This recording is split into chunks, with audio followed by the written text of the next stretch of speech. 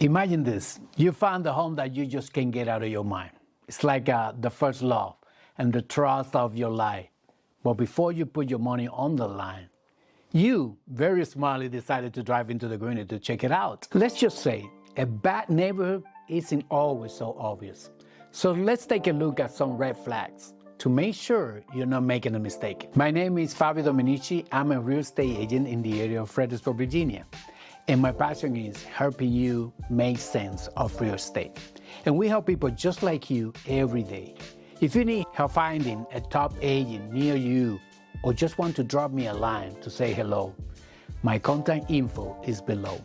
And if you're new here, please go ahead and subscribe. You know, my friends, that sometimes when we start digging, we're uncovering some problems.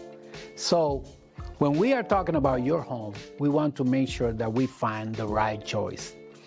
Even so, we can change your house, we can upgrade it, we can renovate it, we can do so much to it. But what's the one thing we can change is the neighborhood. The first red flag is too many listings on the market in that same community. Now, it's not uncommon that you might have multiple listings in one specific community. But if you drive onto a street, and let's just call it 1, 2, or 3 street is for sale, and the 125 and the 126 is for sale, well, something fishy is going on. Because why is everybody selling their property all at the same time? Now, it's very important to know, if you do see a lot of listings on the market, it is an older population, and that community could be gentrifying, and that could be the reason why you are seeing the turnover in that community, as people are downsizing or moving out of the area as they get older in life. That being said, is there too many listings in one single street and too many listings in one single area? It could be very significant, and there is a possible problem. And my friend, that's a red flag.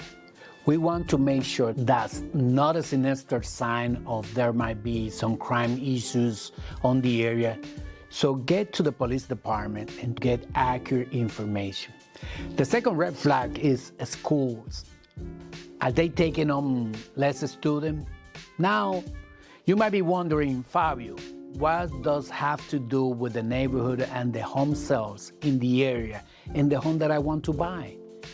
Just consider that whenever school districts are healthy and the school zone is doing well, they will normally steadily increase their population. And if you see they are rolling less students, well, it could be it's poorly managed, or they aren't liking or may have gained a poor reputation, making the parent to charter school or private school. The home that reside within a school zone that have a high grades and high ratings actually impact the property value in a very good way. Those homes are more expensive than area with a school zone that doesn't have a high ratings, even if you don't have kids. But if you are planning on having kids, you should get the school that provide the best possible education. The third red flag is buying a house close to an industrial zone. And when we are talking about an industrial zone, we are not mentioning nice little street malls that are very convenient whenever you are living within just a few minutes of them to go to get your grocery or go get your shopping done, or the cute boutique store. We are talking about a gas station or a power relay station. This could impact the property value and the present possible health situation. This can have impact on your future resale value. Now, the fourth red flag is a lot of empty storefronts. If we go through the area and we notice a lot of those losing signs that are up in the window, the economy in the area, we have to check it out. We have to consider if there is a vandalism and crime in the neighborhood, because it will drive the price down, in addition to make the area less secure. So you need, like I said before, go to a police department or get the right links to crime maps in your area. So please contact your trusted real estate advisor. And when you find that house that you really like it, insert it into the crime map and see what's going on around that area. what's being reported by your local police department. In doing so, you'll be able to make the best determination possible.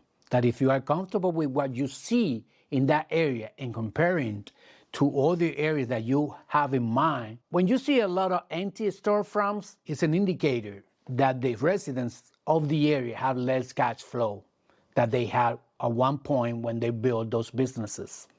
So you might be wondering, Fabio, why does that matter? Here's why.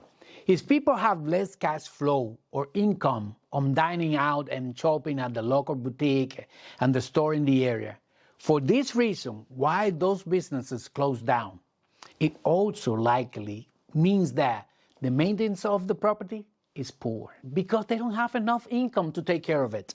Now, those two facts, the empty storefront and not taking care of the house, affect the people's value, and the area starts to decline. That's why it's a red flag. Very cautious about it. The fifth red flag is no parking. We are not talking about that you don't have a place to park your car. Hopefully, the house that you're buying has a garage or at least a driveway to park your car.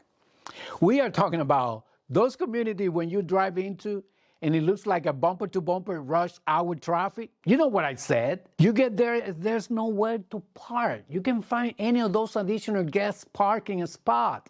You can find any parking on the street, or when you want a guest over, nowhere to park.